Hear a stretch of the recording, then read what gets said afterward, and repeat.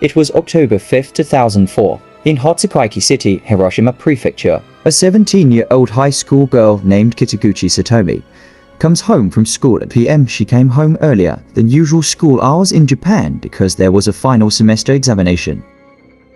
After school, she decided to take a nap, but before that, Satomi gave a message to his sister to wake her up at PM because she had a part-time work schedule. Satomi then headed to her room. This family house is unique.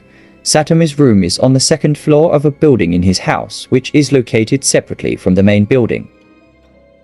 Around 3 o'clock, Satomi's sister and grandmother heard screaming and the sound of steps coming down the stairs. They rushed from building A to building B. Satomi's sister and grandmother then saw Satomi covered in front of the Genkan entrance in the style of a Japanese house, with an unknown man standing holding a knife. The man then immediately attacked Satomi's sister and grandmother. They immediately ran away, but unfortunately their grandmother was chased by the man, and then in times in the back and stomach, but the grandmother was still able to try to call the police before finally losing consciousness. The little sister, who managed to escape, ran barefoot 30 meters to the gardening shop and asked her for help. Unfortunately, when the police and rescue team arrived, the man was no longer at the crime scene. There were 10 stabs in the Satomi's body, in the neck and chest. After Satomi and grandmother were rushed to the hospital, Satomi is pronounced dead due to loss of blood. Meanwhile, her grandmother was saved. 3 days after the incident, the police announced a sketch of the perpetrator's face, which was obtained from information from Satomi's little sister. It is known that the perpetrator was around 20 years old and about 165 centimeters tall. His body is quite fat, his eyes are narrow, his hair is brown, and there are acne scars on his face. With a lot of information gathered in a short time, everyone thought that the search for the perpetrators was going well, and it was only a matter of time for the perpetrators to be caught. But this case seems to show no progress.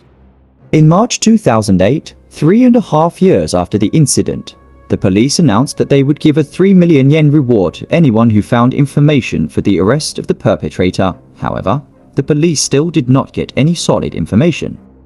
Until then, this case was labeled unsolved case, and then it was often discussed in newsletters, on TV shows, etc., and then gave rise to various speculations. At that time, through his blog, the Satomi's father always asked for information so that this case would not be forgotten. Cases that have not been solved for 14 years, then in 2018 suddenly showed progress. April 13th, 2018. In Yamaguchi Prefecture, a man named Kashima Manabu, 35, was arrested by the police for assaulting his seal workers. After being examined by the police, his fingerprints were identified and matched with the database. Then came the shocking truth.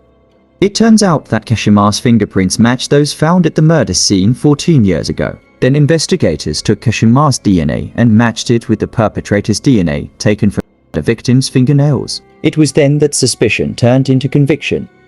After being questioned, Kashima confessed to the crime. At that time, he felt hopeless and then committed a crime. May 3, 2018, Kashima is rearrested for the attempted murder of Satomi grandma. And on May 24th, Kashima was charged with murder and attempted murder. In court on March 3, 2020, Kashima admitted to all of the proceedings.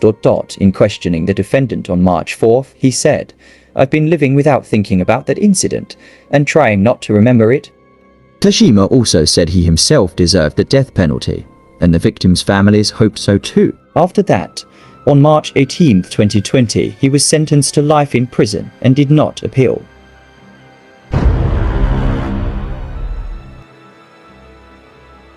Kashima was born in the city of Shimanosuke, Yamaguchi Prefecture, in 1983. After graduating from high school, he worked at a metalworking company. He worked with discipline every day and without being late.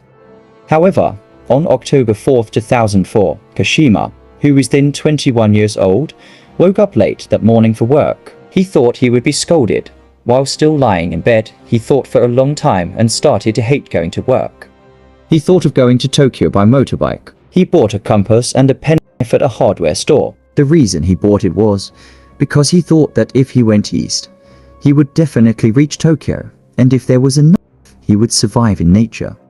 After that, he went to his friend's house and handed the friend 50,000 yen, and in the early morning of October 5th, he left Yamaguchi Prefecture. Determined not to return to Yamaguchi Prefecture, he threw his cell phone into the river. Kashima, who had arrived in Hiroshima, saw high school girls commonly called JK, and he thought about committing immoral acts. I will them.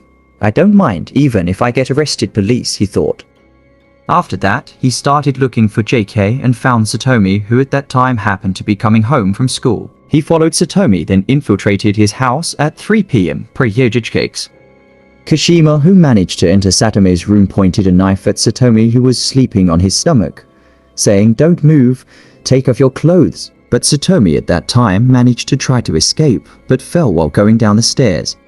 Kashima tried to pull Satomi to go up to the second floor again, but was resisted by Satomi, and Kashima threatened to stab Satomi's stomach with a knife. Kashima, who can't believe what he just did, he instead blames Satomi and says, "Why did you run away?"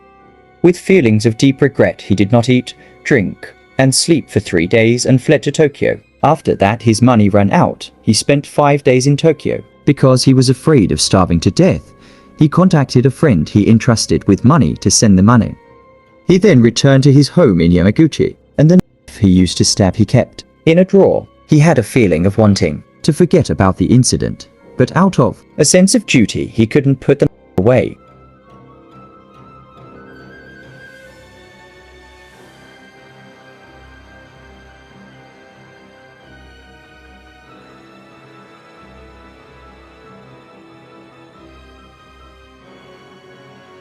From there, he just found out that the victim died. He said there was a sense of relief when he was arrested, and the reason he didn't turn himself in during this time was because he was comfortable with living freely. That's the chronology of the murder case of a girl in Japan, which was finally revealed after 14 years.